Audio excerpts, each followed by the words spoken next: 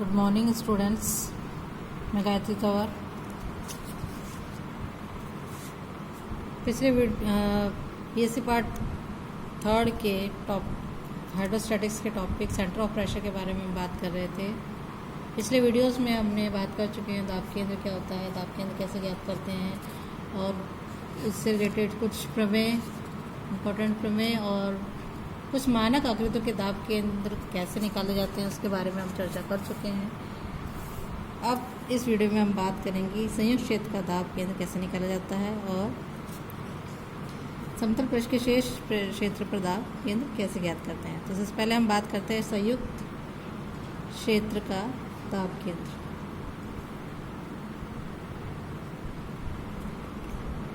इसमें हमें लेना है कि यदि किसी द्रव में निमज्जित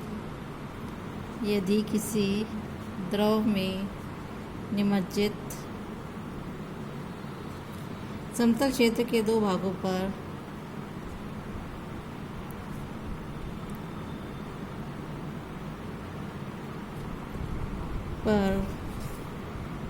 प्रणोद P1 तथा P2 हो तथा इन भागों के दाब केंद्रों की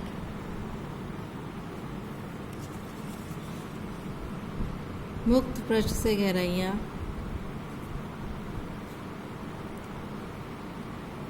क्रमशः Z1 व Z2 हो तो संपूर्ण क्षेत्र या कहें हम संयुक्त क्षेत्र, ब्रैकेट में लिख देते हैं, संयुक्त क्षेत्र के दाब केंद्र की मुक्त पृष्ठ से गहराई Z बार होगी, जो कि इस सूत्र द्वारा दी जाएगी। Z bar is to P1 Z1 plus P2 Z2 upon P1 plus P2। इसे हमें प्रूव करना है। इसको प्रूव करने के लिए हम ले लेते हैं, सबसे पहले एक डायग्राम ले लेते हैं, चित्र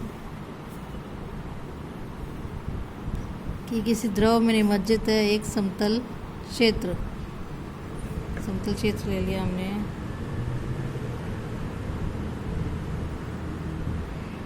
के दो भाग, मान लीजिए भाग ए है इधर वाला, भाग बी है इधर वाला, और ये जो भाग है मान लेते हैं हम इसके दाब केंद्र यहाँ पर C1 है और इसका यहाँ C2 है। इसी मुक्त पृष्ठ से गहराइयाँ ले ली हमने, ये है Z1 और ये है Z2 और इसके मध्य C1 C2 को मिलाने वाली रेखा के मध्य पर दाब जो है वो हो जाएगा C पर। इसकी मुक्त पृष्ठ गहराई है Z बार और ये पूर्णतः द्रव में निमज्जित है।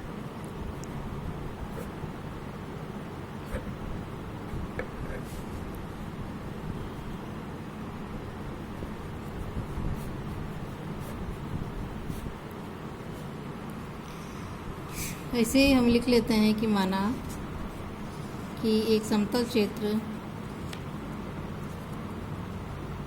जो किसी द्रव में निमज्जित है के दो भाग क्षेत्र A तथा क्षेत्र B है। इन क्षेत्रों पर क्रमशः प्रणोद हमें दे रखे हैं P1 तथा P2 और दाब केंद्र C1 तथा C2 एवं दाब केंद्रों की मुक्त पृष्ठ से गहराइयाँ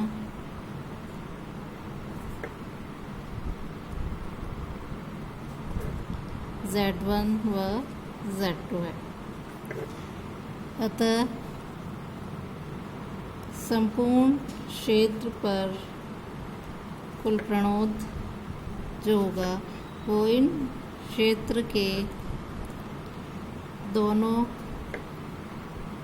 भागों पर प्रणोदों के योग यानी हम P1 प्लस P2 लें के बराबर होगा तथा बिंदुओं C1 व C2 को मिलाने वाली रेखा जो बिंदु C जो C1 व C2 के रेखा पर बिंदु C जो C1 C2 के मध्य में है पर होगा। और यदि मुक्त पृष्ठ से C की गहराई Z बार है तो हम मुक्त पृष्ठ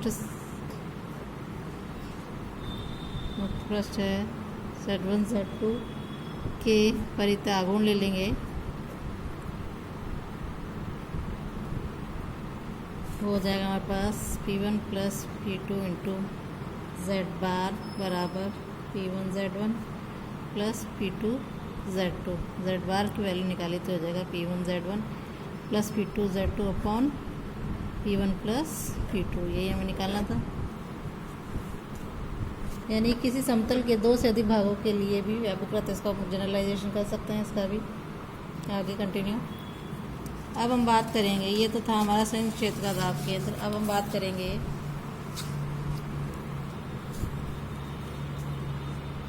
समतल पृष्ठ के शेष क्षेत्र पर दाब केंद्र के बारे में कि यदि द्रव में निमज्जित किसी समतल पृष्ठ पर प्रणोद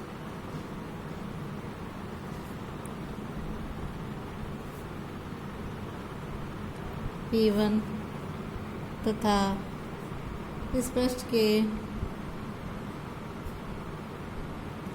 किसी भाग पर प्रणोद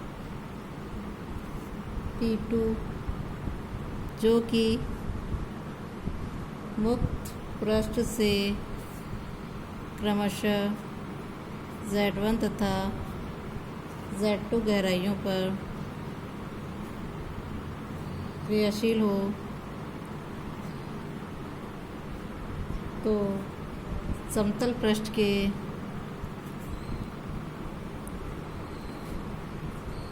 शेष भाग के दाब केंद्र की गहराई Z बार होगी जो कि हो जाएगी Z bar is equals to P1 Z1 minus P2 Z2 upon P1 minus P2 के। इसको लेने के लिए हम ले लेते हैं डायग्राम में एक समतल क्षेत्र ले लिया हमने।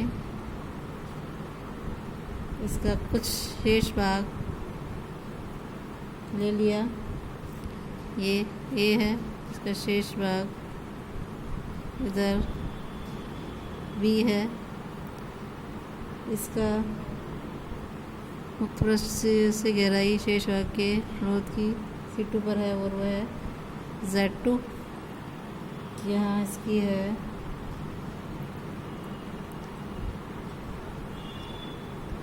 ये है C1 और इसकी गहराई है Z1 और यह Z1 Z2 समतल है जो कि मुक्त पूर्णतः द्रव में निमज्जित है। इसको शेष भाग को अलग कर लेंगे थोड़ा सा।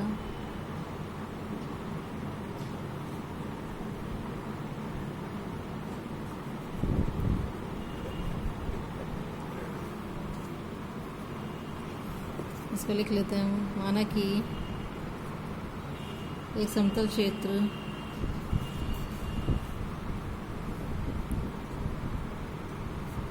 जो किसी द्रव में निमज्जित है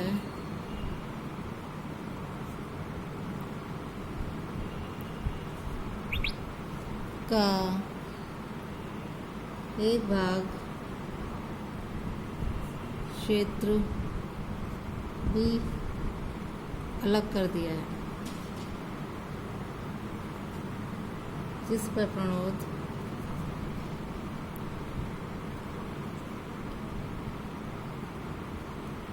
P2 और मुक्त पृष्ठ से गहराई है इसकी Z2 पर दाब केंद्र जो है वो C2 पर क्रियाशील है।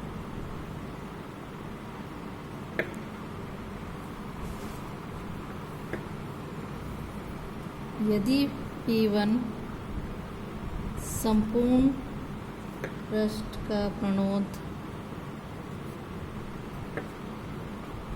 मुक्त पृष्ठ से Z1 की गहराई पर दाब केंद्र C1 पर क्रियाशील हो, तो संपूर्ण पृष्ठ के शेष भाग पर प्रणोद हो जाएगा हमारे पास P1 माइनस P2, जो होगा C2 C1 को मिलाने वाली रेखा को हमने आगे बढ़ा दिया, तो यहाँ हो जाएगा Z बार गहराई में C2 C1 को मिलाने वाली रेखा को आगे बढ़ाने पर दाब केंद्र, इस पॉइंट को मैंने ले लिया C पर क्रियाशील होगा।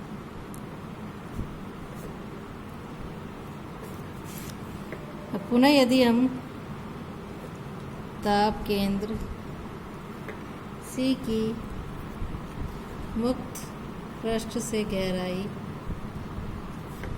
Z बार हो, तो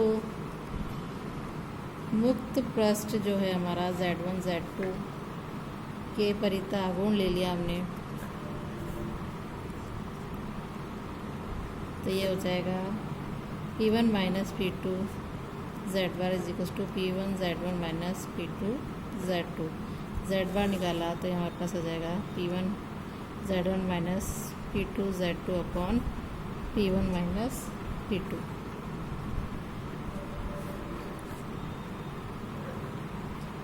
तो ये था हमारा संपूर्ण पृष्ठ पर दाब केंद्र और समतल पृष्ठ के शेष क्षेत्र पर दाब केंद्र। अब कुछ न्यूमेरिकल प्रॉब्लम्स ले लेते हैं हम।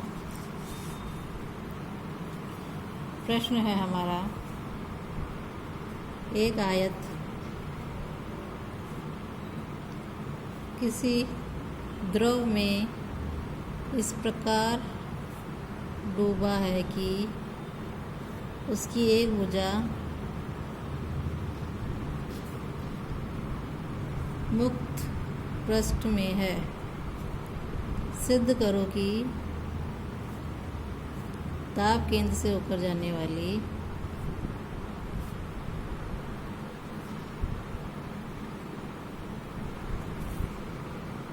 क्षैतिज रेखा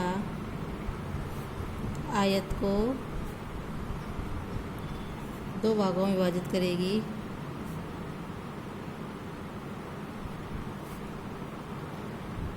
जिन पर तरल दाब 4:5 के अनुपात में है होंगे। ऑलराइट, सॉल्व करने के लिए हम पहले डायग्राम बना लेते हैं कि एक आयत है,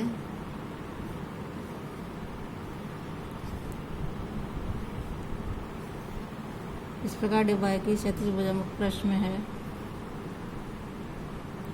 आयत इस प्रकार से ले लिया हमने।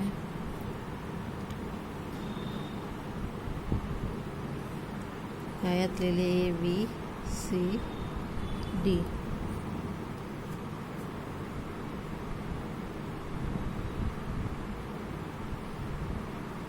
इसलिए वो पूर्णतः द्रव में निमज्जित है।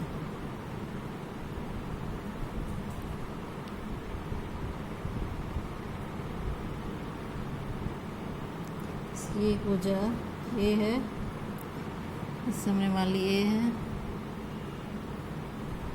और ये दूसरी ऊर्जा हमने मान लीजिए एच मान लेते हैं या बी मान लें, कुछ भी मान सकते हैं।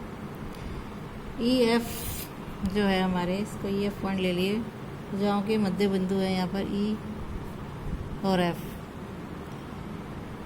इसको हमने डॉट डॉट लाइन से मिला दिया, तो पॉइंट ई दे दिया, और ये है एफ। तो आयत का दाब केंद्र जो होगा वो बिंदु पी पर होगा।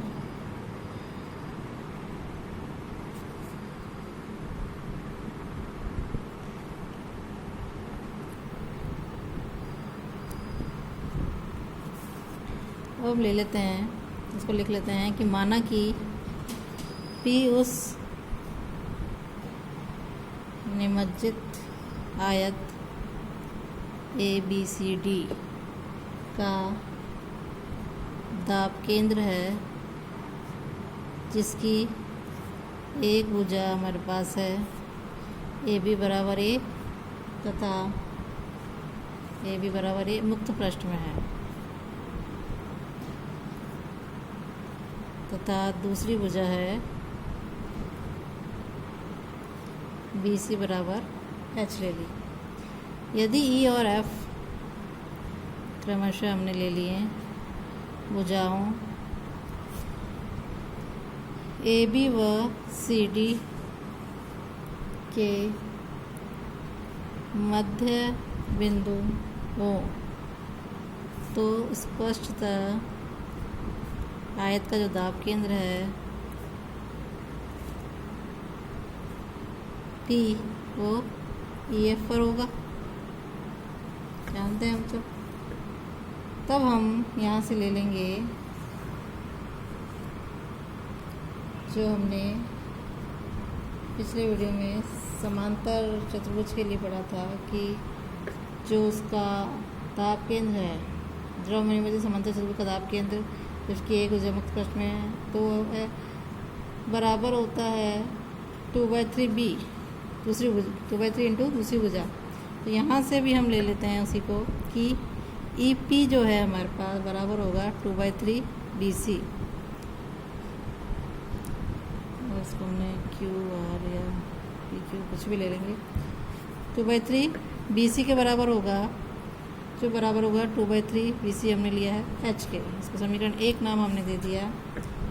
पी एफ जो है वो बराबर हो जाएगा h/3 की, ये 2/3 एच है, तो ये हमारे पास हो जाएगा h/3। इसे समीकरण दो नाम दे देंगे। अब माना जो क्यू आर है आयत को दाब केंद्र से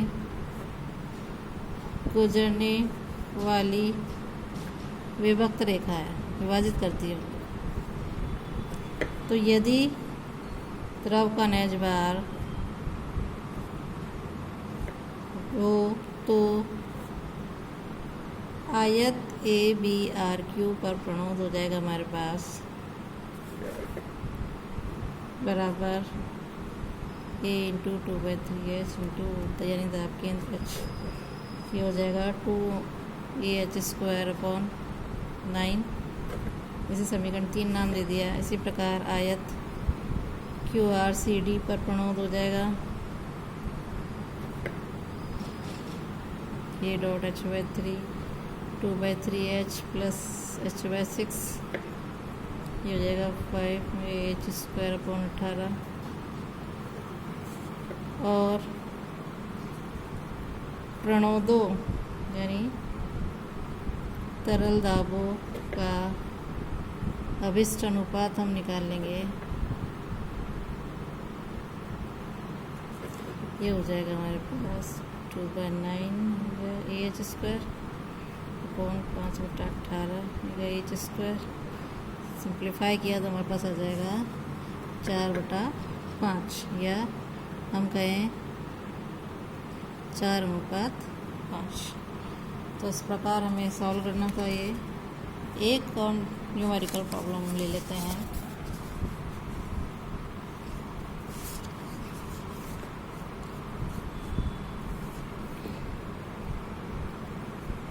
एक समलंब चतुर्भुज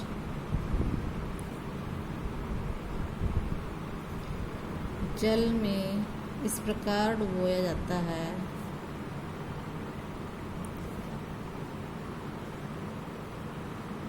कि भुजा ए मुक्त पृष्ठ में और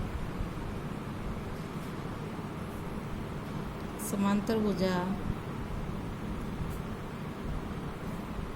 बी मुक्त पृष्ठ से नीचे h गहराई पर है। सिद्ध करो कि इसके दाब केंद्र की गहराई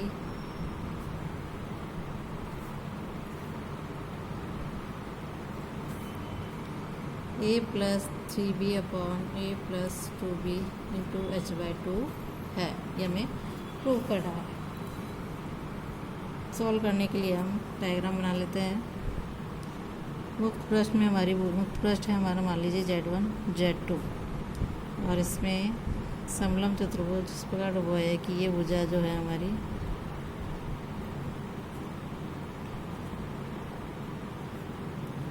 ए है, पॉइंट दे दिया इसको ए और ये बी। ऑलराइट, समलंब चतुर्भुज है इसलिए किस प्रकार है, और ये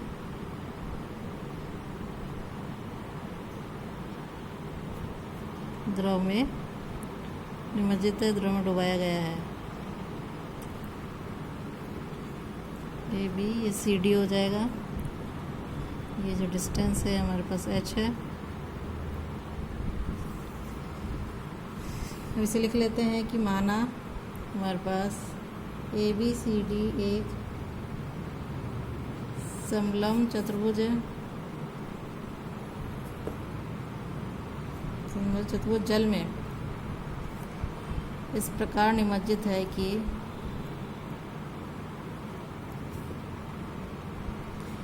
भुजा ए बी बराबर ए मुक्त पृष्ठ Z1 Z2 पर तथा समांतर भुजा ये भी है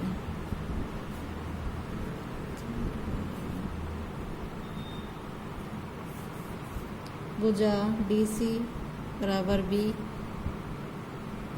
मुक्त पृष्ठ से h गहराई पर है।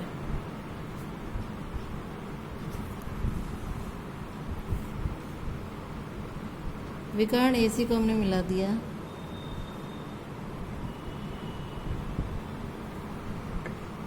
विकर्ण AC को मिलाने पर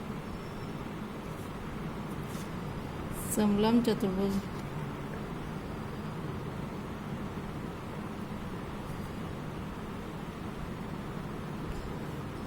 ABCD दो त्रिभुजों में बढ़ जाएगा। दो त्रिभुजों हो गए हमारे पास ADC तथा ACB में विभाजित हो जाता है। यदि P1 तथा P2 क्रमशः हमारे पास त्रिभुज ADC तथा त्रिभुज ACB पर ऋणोद है तथा चल का नैज भार योग, तो हमारे पास P1 बराबर हो जाएगा U into half of B to H/3। ये सिंप्लीफाई किया W/3 BH² हो जाएगा। समीकरण एक नाम दे दिया। इसी प्रकार P2 हम निकाल लेंगे तो ये हो जाएगा हमारे पास AH²।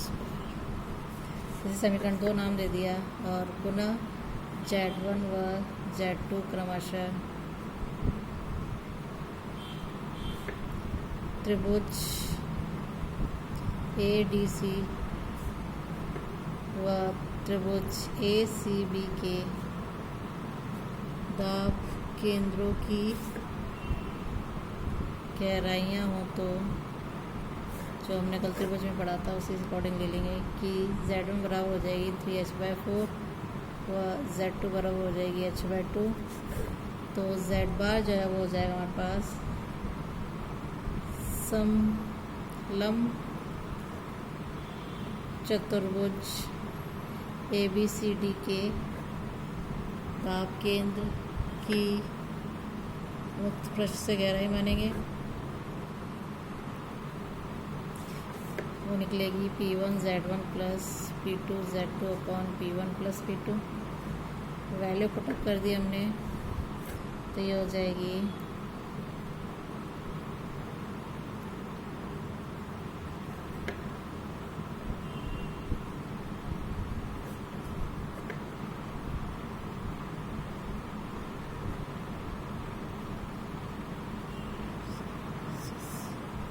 इसको हमने सिंप्लीफाई किया, वैल्यू हमें निकाल के, तो ये हो जाएगा A प्लस 3B और ये A plus 2B into h/2। तो यही हमको निकालना था। इस प्रकार हम न्यूमेरिकल प्रॉब्लम को सॉल्व करेंगे। आज के लिए इतना ही। Thank you.